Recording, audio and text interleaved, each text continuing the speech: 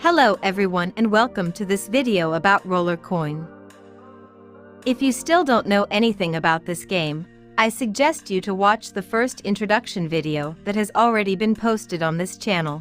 Furthermore, if you still have to register for the game, you might as well do it with a referral link, like the one you find in the description of this video. In this way you will help the channel to produce new videos, and you will start with a bonus of 1,000 Satoshis. I know, it's a pittance, maybe you can use it to buy your first rack, but little is better than nothing. Today we look in a little more detail at the game interface, which for new players might appear a bit confusing, because there's actually a lot of stuff. Let's start from the view of your mining farm. Here you see your desk with your player at work.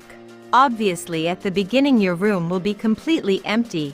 You will have to buy your equipment by spending RLTs, which is the virtual currency for the economy within the game. When you have accumulated enough RLTs, you will start buying a rack, because you need to house your miners. Then slowly you will have enough money to get the first inexpensive miners. Some you will receive as rewards if you complete activities during special events, and if you are lucky some are dropped from the games. And if you have money to burn, you can also buy the most beautiful and powerful miners effortlessly by spending real money. But these tutorials are oriented to the free-to-play game philosophy. Everything you get will have to be earned within the game itself.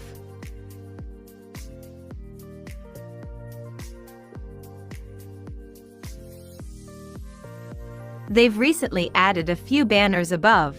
As you can see, they give you some news on current initiatives. During a season or an event there will be useful information. So this section will change often, depending on what's cooking in a given period. Keep an eye out if anything new appears. It could be that there is something special coming up or the team wants to communicate something important. At the top is the game's main menu. On the left is your wallet, where you can see the amounts you have accumulated of each cryptocurrency. The home is where we are now, i.e. our room where our station is and all the miners you've bought, or a desolately empty room at the beginning, if you haven't bought anything yet. The next icon is for the shop, where you can buy everything you need by paying it in RLTs. In the next videos we will see everything in detail.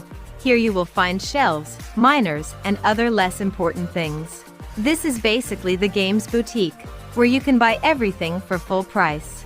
If you're really desperate, you can buy here. Otherwise we'll see that there are better opportunities to make purchases, for example waiting for discounted offers that periodically arrive, or in the marketplace that we'll see shortly. The next two icons are for the games menu that we will see in detail in a special video, and the season menu. When there is a season running, here you can buy the pass, see all the missions, etc. We will dedicate another video to this, because we will have to lose an hour just for this. The next icon is the marketplace icon. In this section you can put on sale the items you don't need, and buy those of other players. Here you will generally find better prices than in the official shop. I advise you to start getting familiar with it by doing some research. Then there will be a specific video dedicated to the marketplace.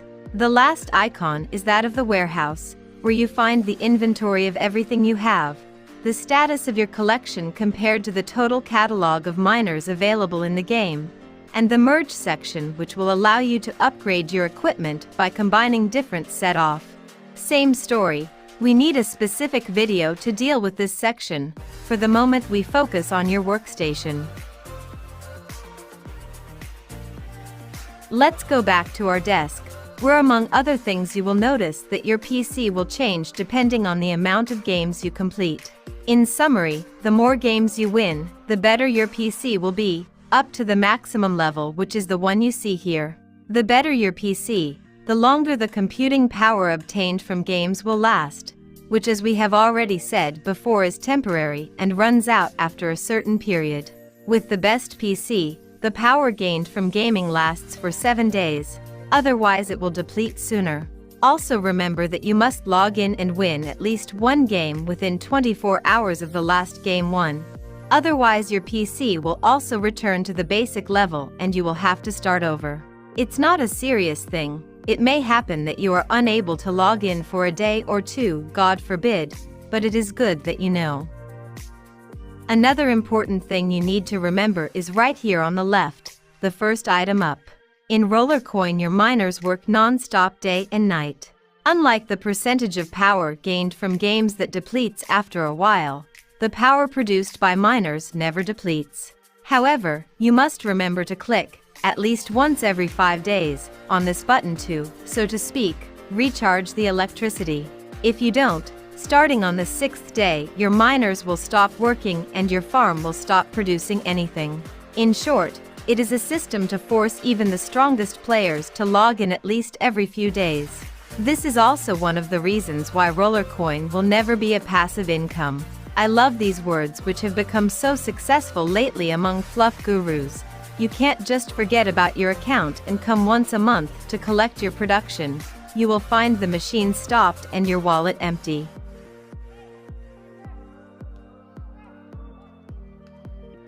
Further down is the entry named My Power. This value precisely indicates your total computing power, i.e. the one obtained from the miners, from the games, and finally from your possible bonus coefficient that you see above. Bonuses can be obtained from some miners. Originally, all miners had a bonus, then this was changed in newer miners. Or you may have received temporary bonuses by completing some missions. The computing power can be split into several cryptocurrencies. This means that you can decide whether to mine a single crypto using 100% of your capacity, or allocate a certain percentage to each of your favorite shitcoins. I absolutely don't recommend splitting your power, especially in the beginning if you're not strong enough, and if you're watching this video, you are probably not. You would only get crumbs and you would have no hope. Better to concentrate on what is needed, and the only really useful thing is the RLTs. Network power is one of the biggest, if not the biggest problem in the whole game. It represents the sum of all the computing power of all the players, mine, yours, that of the first and last in the rankings. It is an important data because it is used to determine how much you will get as a reward. Without giving you a headache with math, it is enough for you to know that the larger this number is, the lower your earnings will be. And as you can easily see by yourself, this number is growing visibly. This is due to the fact that there are always new players, therefore more miners in circulation, but the pie to be divided is always the same. So it is logical to understand that if some rules do not change in the future, this thing will end up representing a serious problem. There is talk of a future increase in block rewards. Something has already been done with the last season. But in my humble opinion, that will not be a solution and absolutely nothing will change. We will see. By expanding with the arrow, you can also see how the power is distributed among the various cryptos.